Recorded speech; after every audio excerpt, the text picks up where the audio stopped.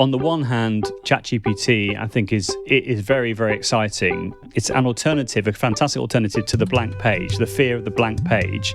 You can just put in some ideas to get you started, think, oh, yeah, that's what I should be doing, and then just adapt it and tweak it and what have you. So I'm not suggesting that teachers just take it verbatim and just, copy and paste it straight into Word or what have you.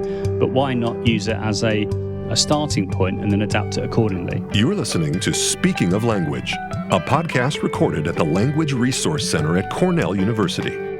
Each week, we explore a topic related to language pedagogy and second language acquisition. This week on Speaking of Language, Joe Dale shares his extensive international experience as an instructor and consultant in the world of language education and technology. Welcome to a new episode of Speaking of Language. I'm Angelica Kramer, the director of the Language Resource Center at Cornell University. And I'm Sam Lupowitz, the LRC's media manager. Today, we are joined by Joe Dale. Joe is an independent languages consultant from the UK who works with a range of organizations such as Network for Languages, ALL, the British Council, the BBC, Skype, Microsoft, and The Guardian, who described him as an MFL guru. Joe is no stranger to podcasting, as co-host of his own, the hashtag MFL Twitterati, and we're excited to hear about his broad experience with language teaching and technology around the world. Welcome to Speaking of Language, Joe. Oh, it's my absolute pleasure to be here. I'm so excited to talk to you guys. Thank you for the opportunity. So we always like to start out by hearing a little bit more about the background and path with languages of our guests. What does that look like for you, Joe? Okay. Well, languages, in addition to mathematics, were essentially the subjects I was good at school. I seem to have a natural affinity with French to start off with, and then I did Spanish a little bit later on, a couple of years later. So when I went to the high school, I wanted to do technical drawing, but I wasn't allowed to do that because my French apparently was too good, and they insisted that I did Spanish, which was hilarious because I ended up doing it for advanced level or A level, so the equivalent of what you do when you're 16 to 18 years old. And then I did a degree in French and linguistics, and I've always been fascinated by languages, language learning, and then, surprise, surprise, I became a language teacher. I was also a language assistant as well in Quebec for 2 years, so French-speaking Canada, and that was a lot of fun. So I've always been interested in different languages, in my own language, in puns, in interesting words, I'm a bit of a pedant, I suppose, and I just love it. So that's why I'm so excited to be on your podcast. Nice. So the intersection of educational technology and language learning looms very large in your work. What's your philosophy as far as creating technological tools and integrating them into a curriculum? What is inspirational to you? What intrigues you? Okay, so around sort of 2002, that's when I started really getting into technology and languages. I could just about word process at that point. I wasn't very good with technology at all. But I suddenly got an interest in it. One reason was because of the fact that at the time, the government decided in their wisdom that they were going to allow people to get a discount on their computer. If they wanted to buy a computer, they would get a discounted price. So I got my own computer, and that really, really helped. I got my own sort of dial-up internet connection back in the old days of it not being particularly quick, but I became very much, like an independent learner, learning about how to use technologies. I got really inspired by different websites, such as Hot Potatoes from Canada. Oh, God, I remember that. I'm thinking, wow, this is amazing. And then a little bit later on, getting into there was a Yahoo group called MFL Resources. So MFL standing for Modern Foreign Languages. And people were sharing these great PowerPoints. And I was downloading the PowerPoints. I was never sort of using other people's resources. I was just looking at the different slide animations and things like that they were using, getting very excited about sort of unpicking how they were achieving different effects and then applying them to my own PowerPoints. I then got into sort of blogging and podcasting around sort of 2005, 2006.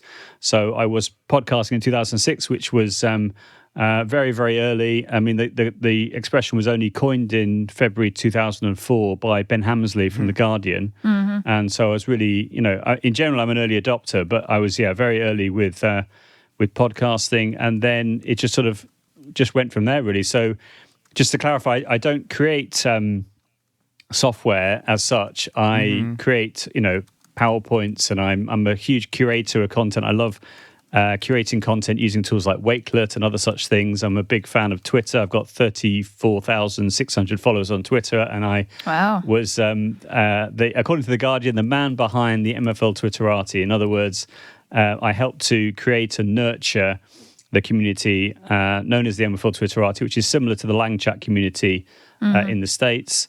And it's probably one of the proudest things I've ever done. So it's really been, if you like, the test bed for lots of ways in which I found out about different technologies. So when you see something, you get like a gut reaction to whether you think it's good or not, looking at it through a language teacher's lens, having been a language teacher for 13 years. And then now being a consultant, I'm always on the lookout for interesting and innovative tools that I find inspiring. And you normally get a gut reaction to these different things that come along, and then you maybe tweet about them. Other people look at them and try them out, let you know how they've gone in the classroom, and then you get really good insights on the things that you couldn't personally test. So, for example, if you're coming across a new tool and then you want to know whether it works with 30 students all being logged in at the same time, for example, then that's not something that I could personally do because I'm not a teacher now. But by looking on Twitter, by being part of this community, then you can get really good feedback and get a really good idea of what are the tools which have sort of risen to the top, as it were, the cream of the crop. If you had to pick one favorite tool right now for language teaching, in support of language teaching and learning, what would that be? That's a really difficult question, but I would say the tool which I've been presenting about a lot recently is Immersive Reader, which, if people don't know, is a tool which comes bundled with Microsoft tools such as Word and PowerPoint and Class Notebook. It also comes as part of Wakelet as well, and Flip, which used to be called Flipgrid, which also is part of the Microsoft suite. But I'm also a big fan of the Chrome extension called Use Immersive Reader on websites, which essentially replicates the same functionality as Immersive Reader and can be used for free. And you don't need a 365 subscription on the web. So if you're in Chrome, or you could use the Microsoft Edge browser, as long as you configure it so that in the Chrome Web Store you can enable extensions to work within the Edge browser. Some people don't know that, so that's a really good tip. I would suggest, and therefore you could take, for example, any text on the web page, and you can just select that text, right-click it, and then it will say, "Help me read this," which is the icon that comes up because of the fact you've got that extension installed, and then it will then launch Immersive Reader. Immersive Reader automatically recognizes the language, which is a really nice tip. I was showing someone yesterday about Bulgarian. I don't speak Bulgarian personally, but it was able to recognize Bulgarian and then give a nice model of pronunciation back to the person that was on the Zoom call, which was really cool. And then it's got some other features, such as you can choose a male or female voice, you can speed it up or slow it down, you can choose the different parts of speech. So, for example, you can have all the nouns in a certain color, all the verbs in a certain color, the adverbs, the adjectives, etc. You can choose to divide words into different syllables. You can also have this line focus feature. So it means that you can have the text being read, line by line if you want to, with like a black space above and a black space below. So in the olden days, we would use a ruler and move the ruler down the page. It's the same sort of thing. You can change the font size. You can change the background. So it can be, say, a blue background or a yellow background, which is going to be particularly helpful for dyslexic readers that might find that the text is sort of swimming on the page, and if they're not using line focus, or they might find that it's easier to read with a colored background. You've got a range of colors to choose from. There's also a picture dictionary as well inbuilt, so you can click on certain words, normally nouns, and if it's available, a picture will come up to help you understand that word, and you can even sort of translate the text word by word if you want to as well. So you could click on a word, you'll get the model pronunciation of that word, you'll get the translated version plus the pronunciation of the translated word, And if the picture is available, you'll get the picture as well. So I've been showing that to lots of different people. You can even I've even used it in relation to ChatGPT. So I've put in, for example, write a short text of 50 words about the daily routine of Mickey Mouse in simple French, and it will then generate this text, and then I will then use that as a text, which can then be read back to me using Immersive Reader. So I think for promoting independence and autonomy, and for giving students a model of pronunciation, I think it's really, really good. And just general raising grammar awareness, I think. It always goes down really well. And people say, is this free? I can't believe it. It's great. Yeah, right. Yeah, that's awesome.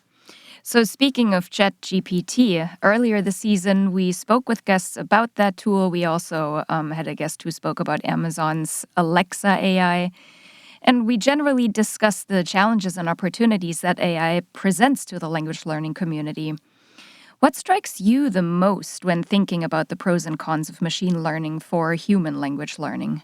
Well, I think on the one hand, ChatGPT, I think is very, very exciting in general. It's probably been one of the most exciting bits of technology that we've seen in recent years, and I think it's going to be a game changer. There are some negatives which I'll come on to in a moment, but to me the positives from a language teaching point of view is it can produce a whole range of different text and resources really easily and simply. For example, you could in the example I just gave about Mickey Mouse, I could say, right, I want a title for the text, I want the text itself, I want to have 5 comprehension questions, I want to have an answer key, and it would be able to create that literally in a few seconds.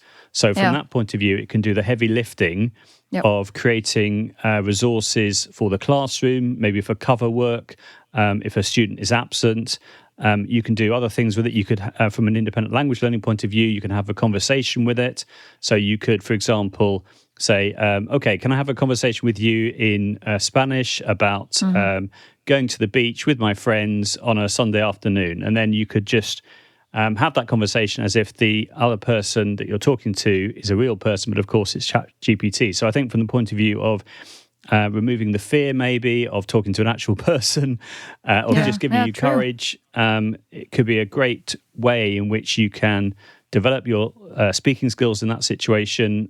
You could use, if you were accessing it on an iPad or on a phone with voice dictation, you could literally produce your prompt, as one says, using your voice, and then have a conversation. So you could literally be talking in the target language in that way, which I think is great. You could write a text, maybe. You could put that into ChatGPT. You could then ask it to tell you what the mistakes are, what you can do to improve it. You could create, gapful activities. Find the solution to the quiz, unscramble words, put things into the right order. You could take an authentic text and put it into ChatGPT and ask it to summarize it to make it more accessible to students. For example, you can literally say, I want this text to be aimed at a B1 learner, for example, using the Central European Framework for Languages. Would be a great idea as well. I've even, because I've been very interested in this topic, which is probably obvious, I've been sort of watching lots and lots of webinars around how people are using it, and also YouTube clips. One really interesting way, I think, is how you can get it to create an outline for a mind map in MindMeister. So you can say, for example, I'd like a mind map around this particular topic. It will then create the different nodes that it needs, and then you just take that, put that into MindMeister, and it will literally create a mind map for you. So those sorts of things, I think, are just some of the ways. Those are, to me, the real pros of this, and the fact that it does recognize a whole range of different languages as well. It's obviously been trained, particularly in English, but I think what it's doing is it's using translation in order to create the activities. If you want to, for example, say I want such a text in French, German, Spanish, what have you, or if you want to put the prompts themselves in the target language, then it can also cope with that really, really well. The one going onto cons, the one thing, one thing that I found which has been interesting, is sometimes it just lies. It's you ask it a Yes. question. And it will, like a naughty kid that doesn't want to own up. It just tells you a load of rubbish that's not true. For example, I'm a big fan of music, and there was a particular band that I was saying to it, tell me about the background of this band, and tell me the albums they produced. And 2 of those albums were correct, and the other 6 were completely made up. Just hilarious, Oh.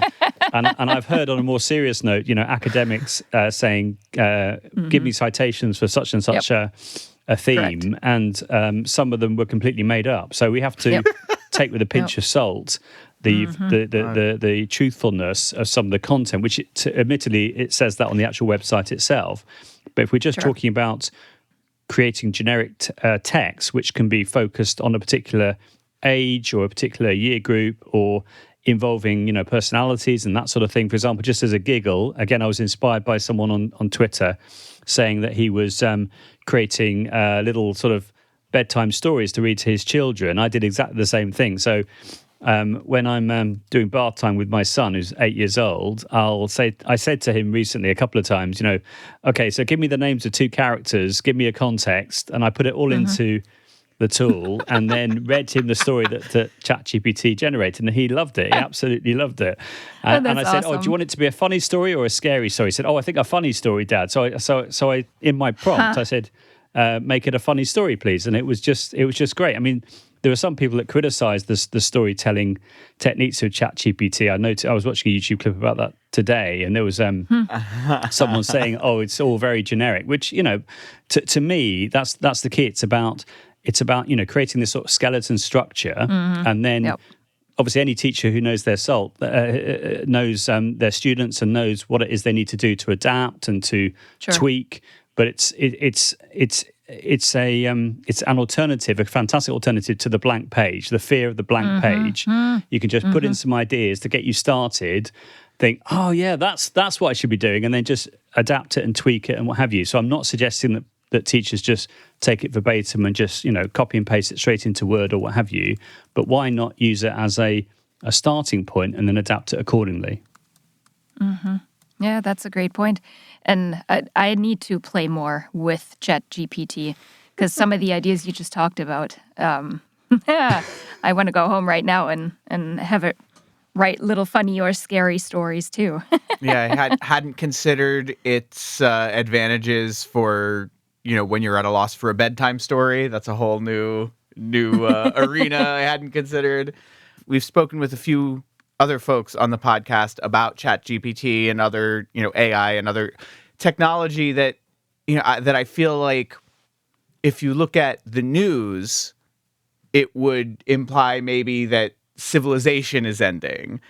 And when I talk to the actual educators and folks who are on the ground using it, they'll tell us what the cons are, but there's all this opportunity that I feel I'm getting a much better picture of what's ahead of us from the folks who are actually using these techniques and these.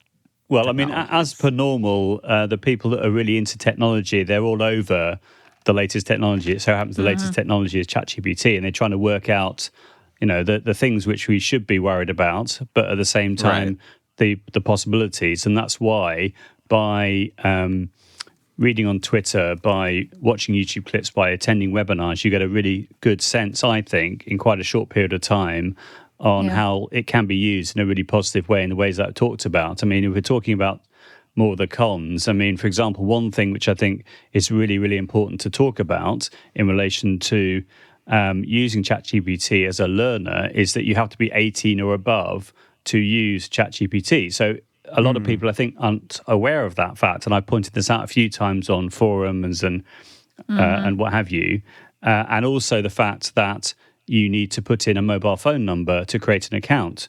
So I'm not naive enough to think that students are not going to be using it who are sort of K-12 age, but at the same time, as with anything to do with the web and technology, I think it's really important that teachers, one, raise awareness of the capabilities of what ChatGPT can do and AI in general, and then train the students or let the students be aware of the dangers of, for example, ChatGPT, scraping the data of individuals and not putting in personal information into ChatGPT. Oh, true. Because who knows where this is going to go. But I think at the moment, from the point of view of saving teachers' time, I think it's great. But I'm not naive enough to think that students are not going to use it and are not going to go down the whole rabbit hole of saying, oh, yes, it's definitely my work. I know, how to use the subjunctive, even though I've only been learning Spanish for 2 weeks.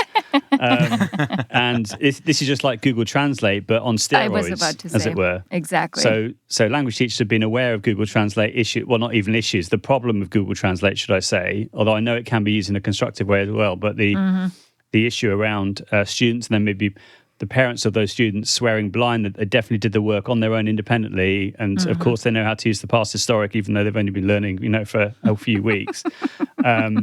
So I think there's going to be a lot of students that will just think, oh, yeah, I'll just take my text, put it into ChatGPT, and that'll be it. But there will be some students that will love the way in which they can take a text that maybe has been marked by the teacher, and then they can get feedback, really personalized feedback, which is, we've used the term personalized learning for years and years and years. To me, this is a fantastic way of really, really personalizing the learning, in the sense that if a student had access to ChatGPT, then they could get immediate feedback. They could get the words which maybe they found difficult. They could ask ChatGPT to generate quizzes based on those particular words. They could ask for definitions. They could ask for sentences with that word in different contexts, that sort of thing. I think for the independent learner that just loves languages, a bit like me when I was at secondary school or K-12, maybe that would be something I would be doing nowadays. I don't know. But certainly when I was teaching, there was always some students or some parents that would ring me up saying, my son or daughter is so keen about languages. Can you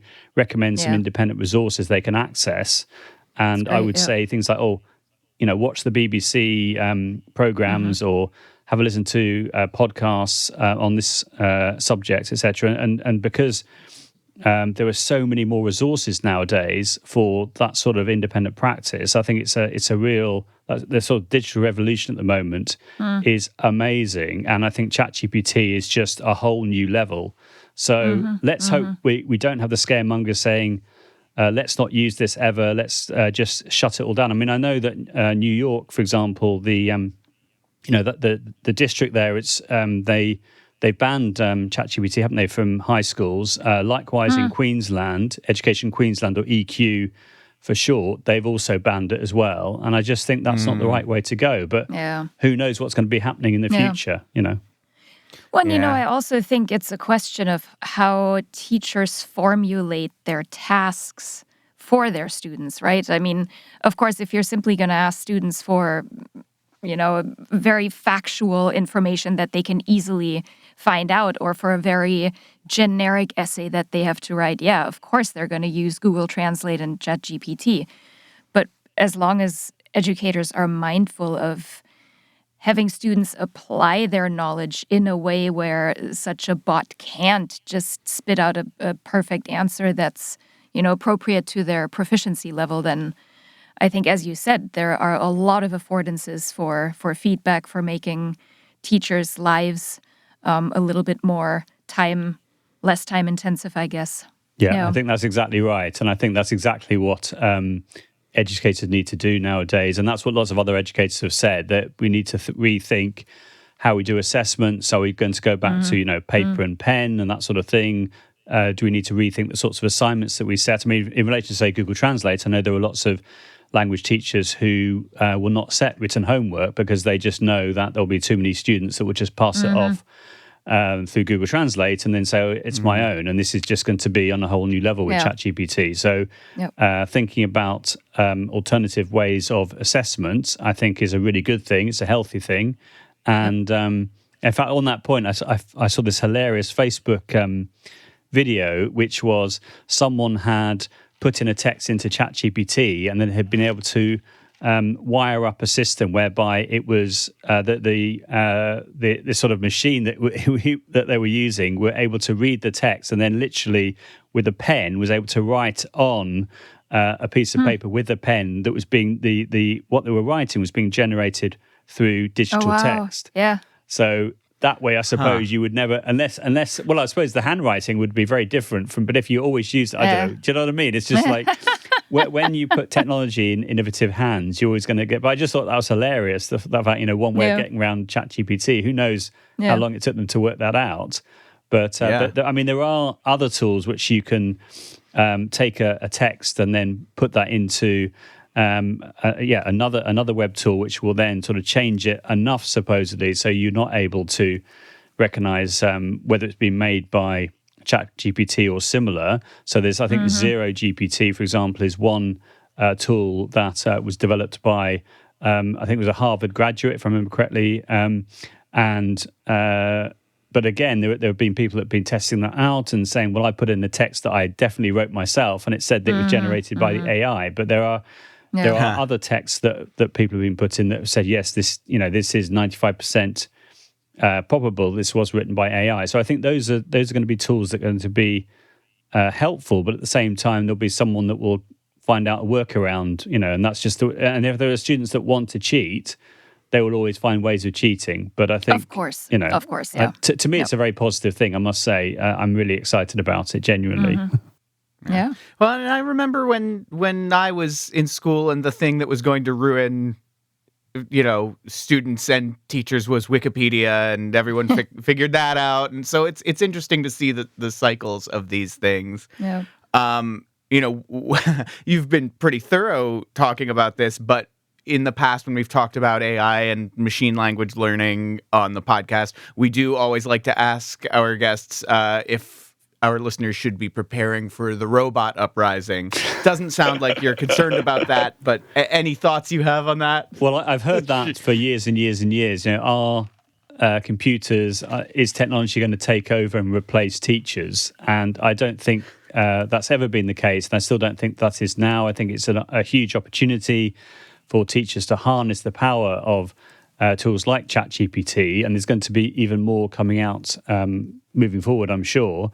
But I think that's never going to happen. What's going to happen is you'll be able to see more clearly the teachers that are harnessing the power of ChatGPT and the teachers who are not, which has been the case with technology for years and years and years. But I really don't believe in this idea of the machines uprising at all. Yeah. I think that on another level, I mean, the soft skills that a teacher has, the empathy that the teacher has, I think, is incredibly important. And at the end of the day, students want to be social. They want to be with their peers. True. They want to be in a classroom with a teacher. I think nothing has changed. I think that for those students that want to get extra support and extra practice and can have a natural, in inverted commas, conversation with ChatGPT, I think that will allow them to really get the absolute most they can out of a tool of that nature. So in other words, there's nothing stopping them apart from the time it would take them to access the technology, bearing in mind, disclaimer, they have to be 18 or above, of course. But I think that has anything to do with technology and independent learning. I think that there's nothing holding people back nowadays. And of course, one could say, well, we've had libraries and what have you for years, and that is absolutely true. Yeah. But there's a certain attraction about using and learning through the technology, although we have to be mindful of screen time, of course, and the buzz that you can get about learning something yourself and getting that that satisfaction, that motivation by working things out and not being criticized by anybody or just having a chat with ChatGPT. I'm sure for, say, autistic students, I'm sure that they probably love having that interaction with an AI, and they can just ask as many questions as they want to, and they know they won't be judged or condemned or laughed at or what have you. So I think there's a lot to say about how fantastic it can be. But we're still early days. I mean, it was the end of November when this came out, and already, we're thinking, well, how can we possibly live without ChatGPT? I mean, another issue maybe I'd love to get your thoughts about is what pronouns should we use for ChatGPT? Because the other day, interesting. I was on another podcast talking about. At one point, I said his. Another point, I said they, and then we just laughed about it. I said, what? So what would you say? What would you say, Angelica and Sam? What pronouns should we use? Should we say he, she, they? What do you think? I love they, them. I love probably. they, them as a singular gender neutral pronoun. I think it's so useful, and I think it's been a long time coming. So that's my stance. Yeah, that's my first choice for ChatGPT. Well, and it's funny because the term itself, ChatGPT, it's not like Alexa or Siri that invokes like maybe a female something or other. Right. So, yeah, they, them. I mean, I'm sure voice will be coming very soon to ChatGPT. True. I mean, already, Very in fact, true. on that point, you can use, say, a speak selection, or as I talked about, immersive reader. So on the iPad, for example, you can highlight the text and then use speak selection, and it can read it back to you. But I'm sure there'll be a time very soon whereby you can literally interact and it will speak back to you. A little bit like the film She with Joaquin Phoenix and Scarlett Johansson, which was 10 years old. Now, I looked it up the other day. It's 10 years ago that came out, but that was really the film that let us know about the future, maybe, or the possibilities. But so that was really, really interesting, I think, as well, about how this is now, as with anything to do with sci-fi, I suppose, it eventually, some things anyway can come true, and that would be an example of that, I think. Interesting. Where can our listeners find out more about you and your work, Joe? Okay. Well, my Twitter handle is @JoeDale, so that's probably the easiest way of finding me. I'm just literally JoeDale. I've been on Twitter since May 2007, so I'm coming Early up adopter. to my my anniversary for this year, as it were, which is really cool. And then I'm also on LinkedIn. So if you just search me on LinkedIn, that's easy to find. I am on Facebook.